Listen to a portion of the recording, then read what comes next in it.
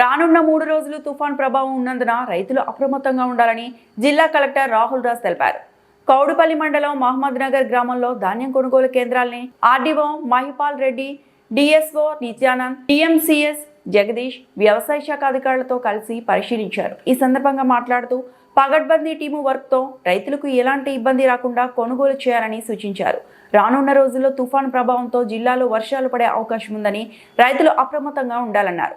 తుఫాను తీవ్రత తగ్గే వరకు కోతలు వాయిదా వేయడం వల్ల ధాన్యం పాడవకుండా ఉంటుందని, కోతలు కోయకుండా ఉంటే పంట త్వరగా ఆరటానికి అవకాశం ఉంటుందని తెలిపారు.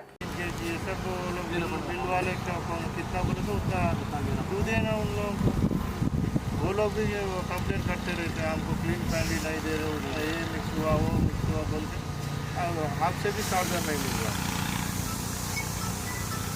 వేరే వాళ్ళని మోటివేట్ చేసి ఏపీ ఇది కూడా సెంట్రల్ ఇన్స్పెక్టర్ కూడా దీని కూడా भी हो जाता पूरा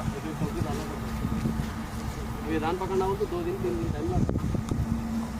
200 डेली है पूरे में 200 डेली पकड़ना हो तो 3 दिन टाइम लगता है.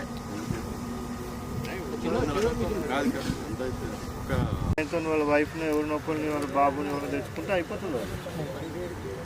నేను చెప్పేది ఏంటంటే మనకి ఎంతైతే గవర్నమెంట్ పెట్టమన్నదో అంతనే పెట్టాలి, మనం వెయిట్ అంతనే ఇవ్వాలి.